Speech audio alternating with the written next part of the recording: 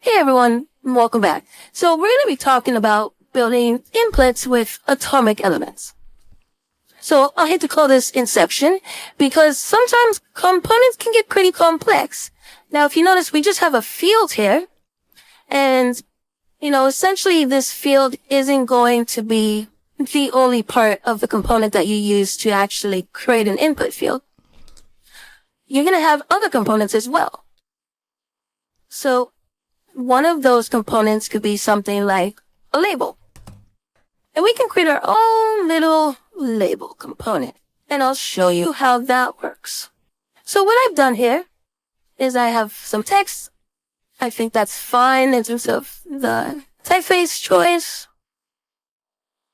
We can probably give it. I think that's cool. Okay. So this is our label. And we are just going to do that. We're going to duplicate it here. And you may have noticed that this is pretty similar to the type of inputs that we used in our demonstrations earlier on, like forms, inputs, and buttons, and stuff like that. I'm going to show you just how I did that. So this could be like a description. We're going to right align that. So what we're doing here is we're making a component just for labeling. We can drop that down to 50. We can even go probably down to 25%. Actually, let's just jump back up to 50. And we're going to make that regular. So this is our other component. Switch that. Okay. I'm not going to allow my label to go further than this. And I'm not going to allow my description to go further than that. Okay, so we set some constraints in there. What we can also do is go into our assets and select an icon that we want to use. Okay. And now the great thing is we can show and hide these things. So we have description, icon. So it's the info icon, so it's an instance of an icon component. And if we just Option Command G, we've created a frame. And we can call this label. And what I like to do is I like to just kind of hide these images. So there we go. Perfect. And we can create a component. And there we have a label component. Let's talk about how we can use this in conjunction with this input. Sometimes we find ourselves with a component that is pretty complex. It may not be really, really complex. I mean, some do get that complex, but it may feature something like labels, like you've seen here, different types of text elements, different types of icons. So what's the solution, you may ask? We can build components within components. So that's why I mentioned Inception. You can create a component for that field element or label and place it within your input component. So we can put these together to create an input component. And every time you update that, individual element, this one or this one, it's going to change across the board. Sometimes you may do this depending on the context, like changing, just border radius or just, label, fill colors. But it's just so easy using these I call them atomic elements. It's just a game changer when it comes to building, customizing, and maintaining components. So let me show you what we can do here. So what I'm going to do is I'm actually going to create, just a text component. I'll just call it input text. And this will be the main copy that goes within our input. We'll just leave it as black.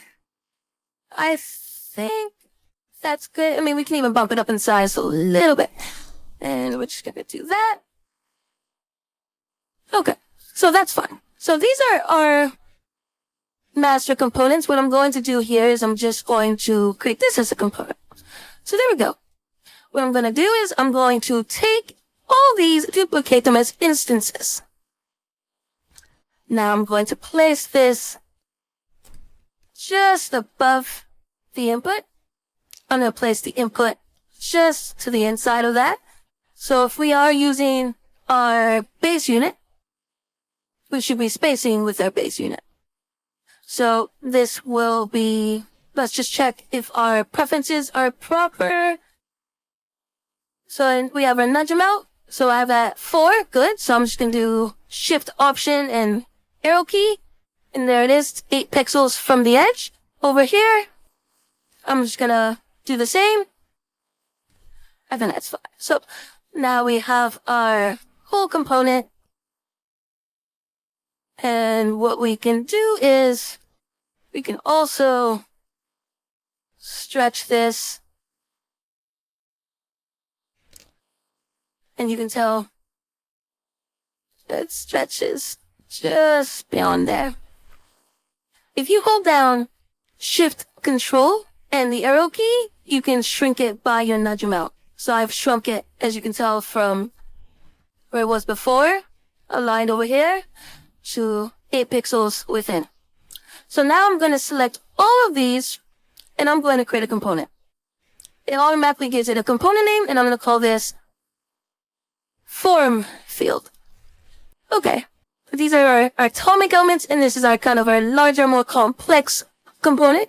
And what we're going to do is we're going to change the border radius to 100. As you can tell, it also changes the border radius over there. So if I want to set to 20 or 5 like I originally had it, it changes it. If I think that this text is way too small or way too large, I can bump that down a bit.